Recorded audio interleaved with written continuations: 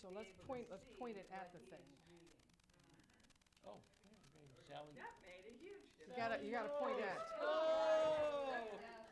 All right. So this is the responsive reading on the wall.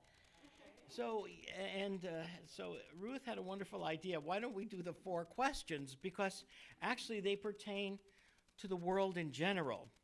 And so, of course, I'm going to struggle with the English because I know the Hebrew better. But I'll do the first verse in Hebrew, and then you guys will do it in English. And I will do the one in dark, and then the congregation will do the one in the lighter color, the answer. So it's the youngest person in the room if he's asking these questions. Youth flows eternal. Manishtana halayla hazeh mikol halelot shebechal halelot anu ochlin chametzu matzah halayla hazeh kulo mahatzah halayla hazeh kulo mahatzah. So I'm going to read the dark, and this is what I did in Hebrew, is what I'm going to be reading. I'm not going to do the others in Hebrew, obviously, otherwise we'll be. On all other nights we eat either leavened or unleavened bread. On this night, why do we eat only unleavened matzah? To remind us of the haste with which our ancestors left Egypt. On all other nights, we eat all kinds of herbs. On this night, why only bitter herbs? To remind us of the bitterness of slavery. On all other nights, we do not dip our herbs even once. On this night, why do we dip them twice? Some say to remind us of our coming and going from Egypt. On all other nights, we eat sometimes sitting and sometimes reclining. On this night, why do we all recline? To remind us of how free people relax.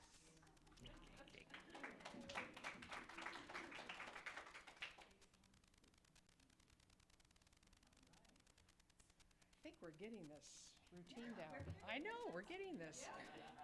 So I just want to share with you, Ruth Miller, I think, snuck in early, like maybe an Easter bunny might, to set this up. And many of you took my challenge and brought some flowers to share, and I really appreciate it. This is such a lovely altar.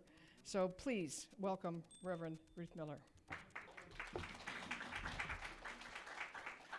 you, thank you. Whoops. That didn't have a place to plug in. How about that? Thank you. She's so kind. She makes sure I can see all of you. And we can see. Oh, is that part of it? Yes. All right. So, hi. And I can see all of you, and it's marvelous. All right. So I titled this Easter and More, and I had a lot more words to put on the description, but there's only so many words to put on the description. So I noticed in the description, I noted that it is the culmination of the Christian year today. This is the essence of what the previous generations of Christianity focused on prior to 1200 AD when they started hanging those crucifixes. Prior to that, it was this Sunday, the resurrection, that was the focus.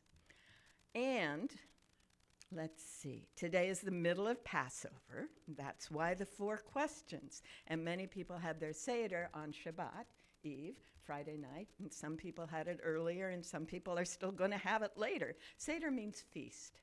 And they're having their Pesach feast, right? It is also the middle of Ramadan, the Muslim tradition of fasting. And that predates the Blessed Prophet Muhammad by several thousand years. he was doing something that had been done in his culture for a long time. When he went into the caves to fast, they all fasted, and he went to a particular cave. And what happened for him was during the Ramadan experience, he had an awakening. He had an awakening, and he experienced the angel Gabriel coming to him and telling him that everything that he had been seeing in his world around him was not real and not right, and something else needed to happen. Isn't that interesting? So in the Passover thing, we have Moses coming into Egypt and saying, what you are experiencing is not real and not right, and something else needs to happen. And he is being guided by the vision in the burning bush, right? My goodness. And in the Christian thing, we have this man who's walking around the countryside under the Roman Empire, and he is saying, this is not real and not right, and something else has to happen. Well, something else also happens this weekend. And yesterday was the honoring of Vesak, or Wesak, depending on what part of the country you're in, or the world. And that is when the Buddha, having realized that neither the path of wealth nor the path of asceticism were the way to achieve oneness with the all that is, sat under a Bodhi tree, encountered all of the demons of all reality, overcame them. I touched the earth, and woke up and became what he called he who comes and goes, Tathagata, and everyone else called Buddha, awakened one. Yeah. All at once. We're doing all of these all at once. Oh my goodness, literally. How much goodness could we have in one weekend? And then we had a full moon too, which is part of why we have Easter and all of that right now. But wow, something amazing is being honored in us, through us, as us, in all of these traditions around the world. We're looking at billions and billions of people who are honoring an awakening to something else, some other possibility, some way of being that has never been before. Oh my. Wow. Now what's interesting is, Buddha had his experience about 600 years before Jesus, and Muhammad had his experience about 600 years after Egypt. So, this is actually pretty new in terms of human history. In terms of human history, this season, this full moon following the equinox, is the beginning of what we call spring, right?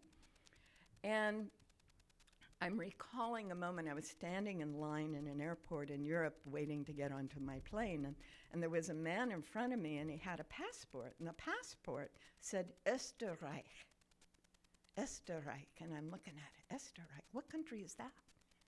Austria. Austria is named after the goddess Estra, Easter. Isn't that beautiful?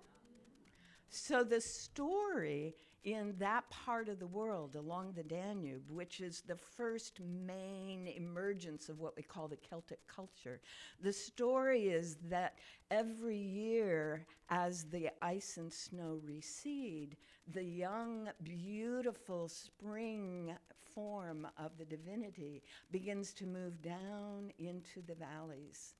And with her is a rabbit, and in her footsteps are flowers, and the birds are coming with her, and they are nesting and laying their eggs. And it's the beginning, the resurrection of life out of a long dormant period.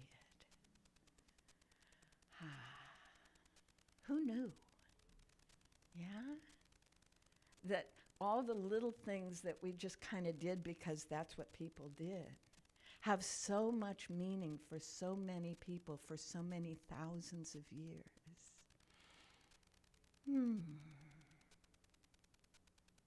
And with all feast days, of course, there's sharing. So everything on the table is available for people to take some home. All right.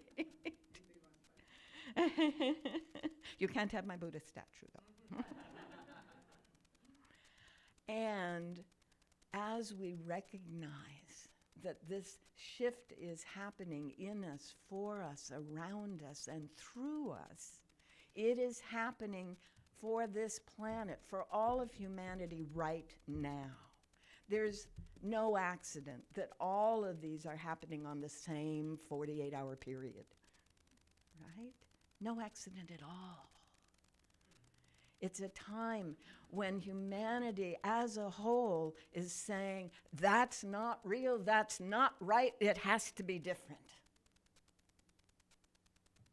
We had too many thousand years of people, 2,000 precisely, and 6,000 for some, of people having to resist the empire in order to be in touch with their spirituality. In many ways, what Jesus stands for is resistance against empire. In many ways, what Christianity was, until the last 50 years, resistance against empire. That's what it was. There's a marvelous Yale lecture by the minister Robin Myers, Meyers, in which he lays that out in detail, and he holds no bars. Yeah, it's kind of the equivalent of Emerson's Harvard Divinity School lecture. This was Myers' Yale Divinity School lecture, in which he points out that there was at no time in early Christianity, at any time prior to 500 AD, where anyone was doing anything in alignment with what the government wanted them to do. Among other things, calling someone the Son of God, Lord of Lords, King of Kings, that was reserved for Caesar. And to call anyone else that was an act of resistance. Wow. Yeah. You know, and we've been very fortunate in our world because we don't have to pretend we're something else and then sneak around and do what we do. There are many, many, many places on earth where it was otherwise and still is. So many times, often at Easter, we do the flower communion, so I love having the flowers here. And if you don't know what that was about, during World War II, as an act of resistance, a Unitarian minister in Czechoslovakia invited everyone to bring flowers and exchange flowers and to say to each other, Shalom, or may the peace of God be with you. And maybe we'll get to do that here again. I love to do flower communions. Yeah? That was an act of resistance.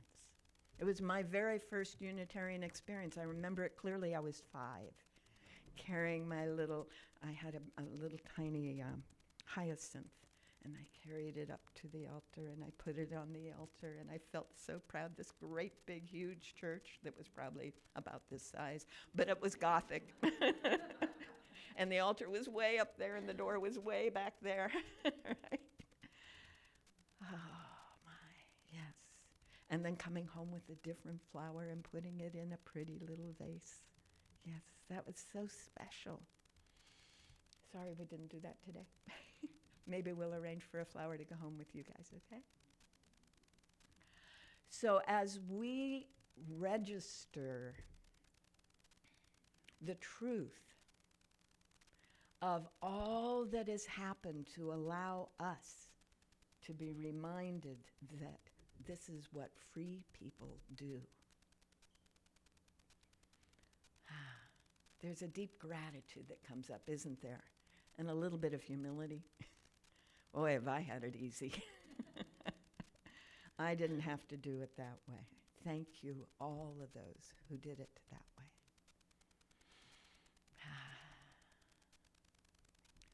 But there's also an awareness that in freedom there is a peace that isn't present in resistance. And freedom of mind and soul and spirit lead to freedom in the body, and specifically freedom from pain and any form of anguish. One of the things that I learned during the times that I had issues with pain was when I resisted, it hurt more.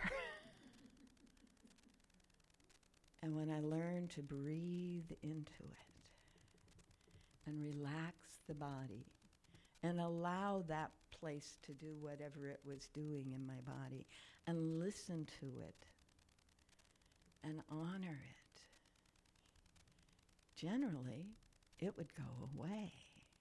Or I would be given a specific thing that would help me experience freedom. So resistance feels like it needs to be what we do. And if you look at the packet for this month, and it's fascinating to me that this month of all months, the UUs chose resistance as our theme. Not celebration, not resurrection, not enlivening, not awakening, nothing of that. Resistance. And I think it's because historically people have had to resist in order for us to experience the freedom we have now. But that doesn't mean we are called to resist. And that's something that I think people have a hard time getting in our culture. Pain comes from resistance. Reaction comes from resistance. And there is a wisdom that is available in some places that says, that which we resist persists. All right? So, if we accept that literally billions of people this weekend are celebrating the awakening from what doesn't work and isn't right into a new way of being, can we move with that? Can we let go of our tendency to resist what we're seeing around us and simply move into the new way of being? Can we allow and breathe into and relax into what is trying to happen, the blossoms that are trying to come up, the plants that are trying to emerge, this new way of being that in all my graphs and charts I always do in spring green. Can we allow that in us, through us, as us, and simply move in that direction without thinking we have to resist? The river doesn't think it has to resist. The stream doesn't think it has to resist. As one of the stories in the Gospels say, the lilies of the field don't resist, right? They simply are who they really are. And they move with what is. And have you ever watched when there's something kind of blocking a plant, how it kind of just works with it, right? Some of these little spider plants were kind of cramped where they were growing. And by the way, I'm inviting you to take one home. Yes. And yet they grew. They simply grew. They didn't try to push anything aside. They simply grew. They grew around it as necessary. They grew through it as necessary.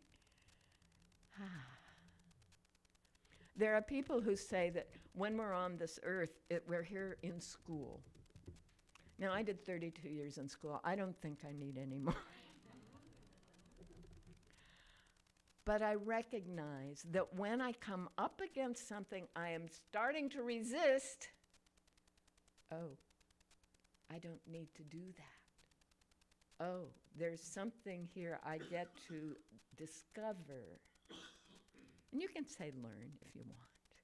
I get to discover, and then I get to release what's in me that's leading me to resist what is going on around me.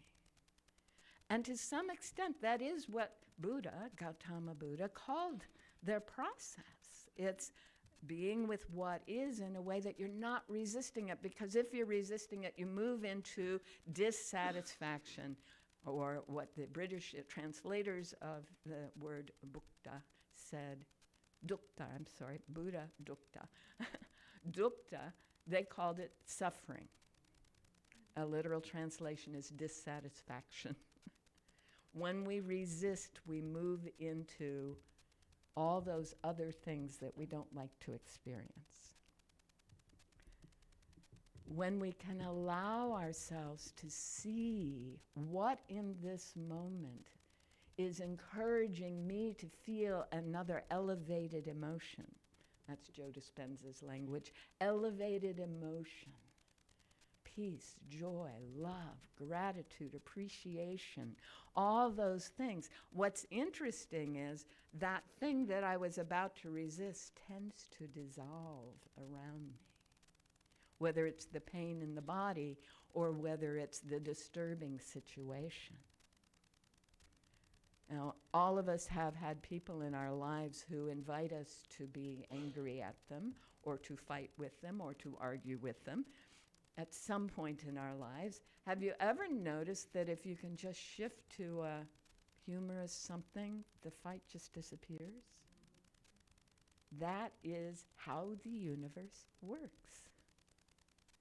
And this is what Gandhi was aiming for with satyagraha. Satya means truth. Being the truth. Being that so fully that what appeared to be resisting us simply dissolves.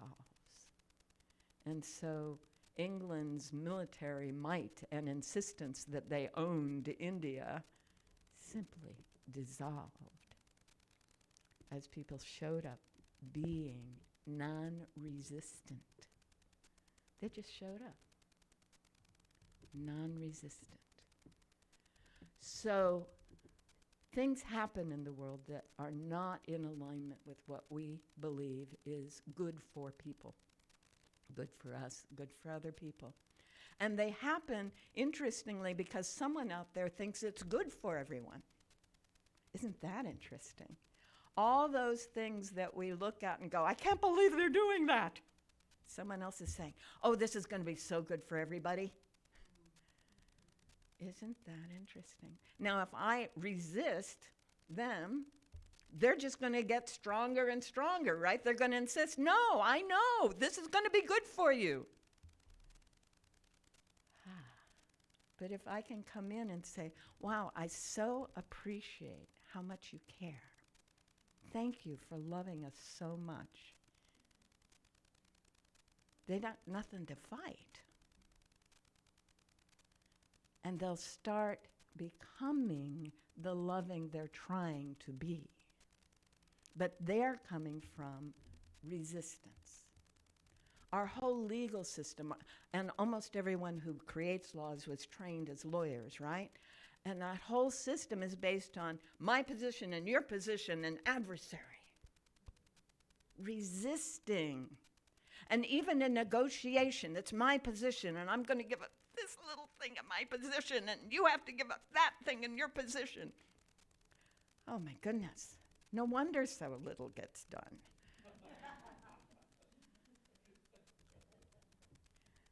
So in 1987, actually, a good friend of mine named Kaufman, Linda Kaufman, put together a book for the American University Press called Peacemaking.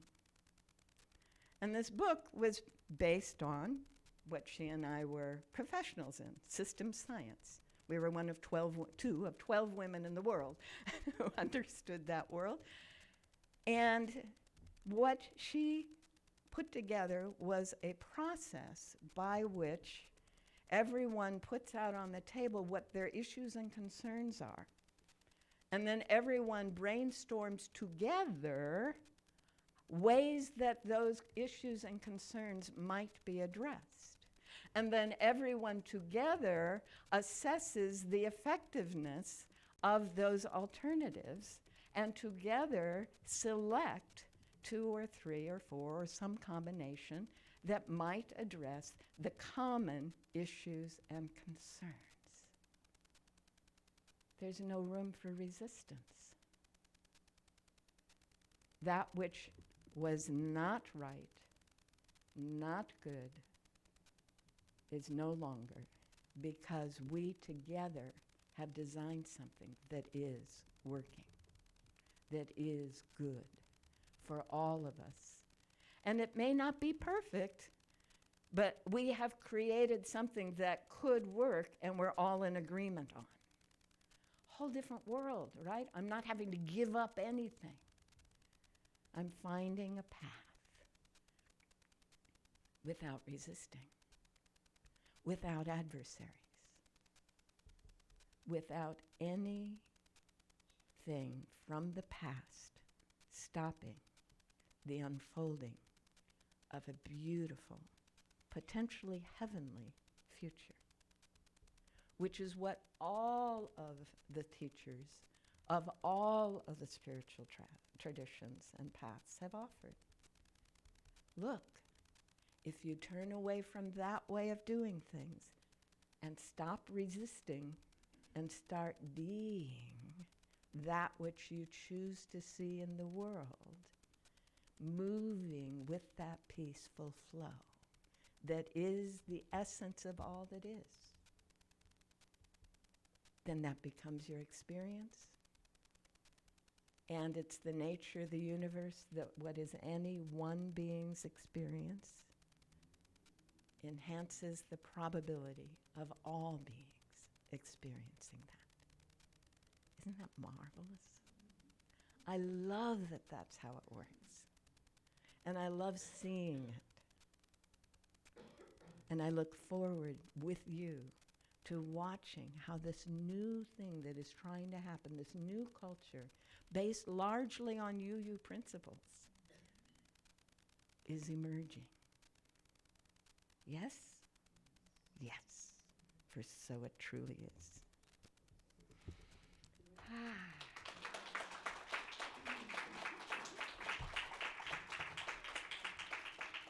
Thank you, Ruth. Shall we go into our meditation? Yes. And Jeff has some music for us.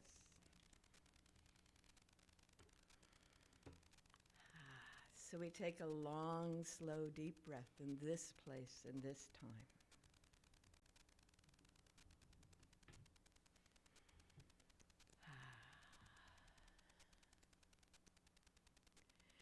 And we simply appreciate being here, being now.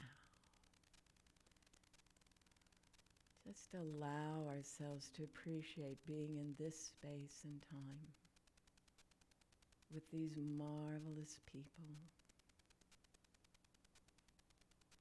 with spring happening around us in little ways and big ways. And we take another deep breath, and we allow our awareness to sink into our being, the core of our being.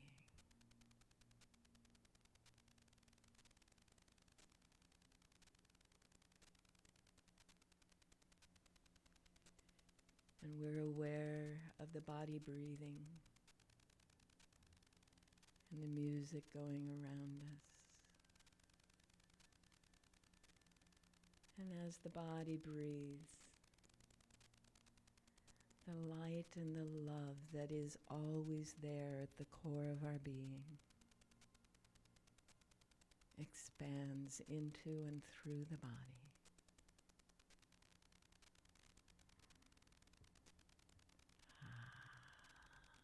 That light and that love that is the essence of who we are. That ease and that peace that unfolds whenever we are simply quiet and appreciating.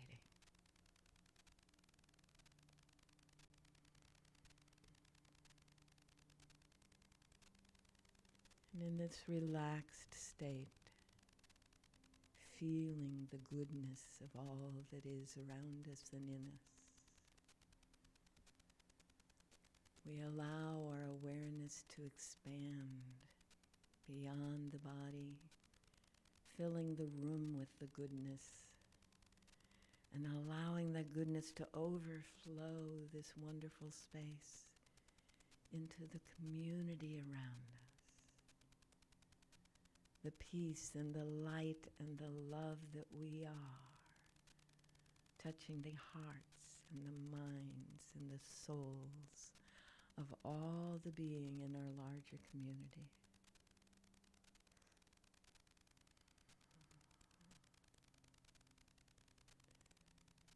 And we can feel it expanding, it's overflowing out into the larger world around us, up into the mountains and across the ocean, touching all beings in love and light and well-being.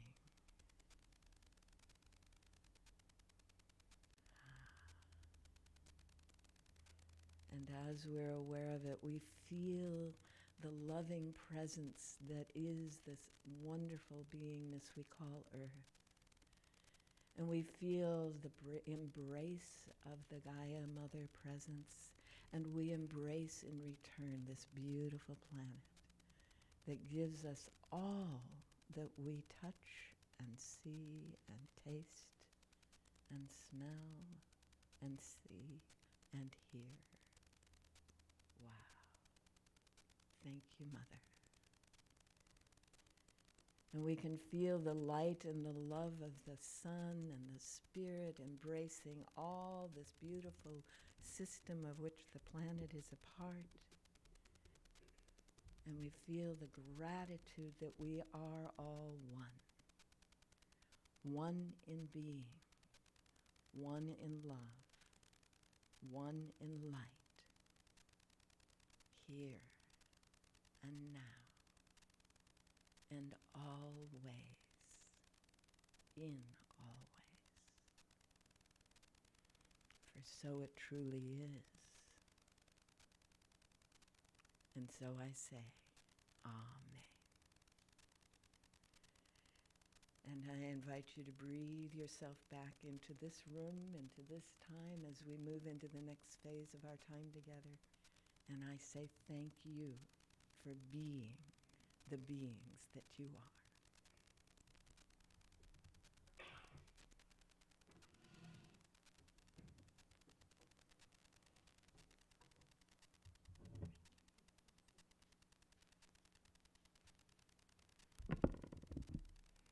Thank you, Ruth.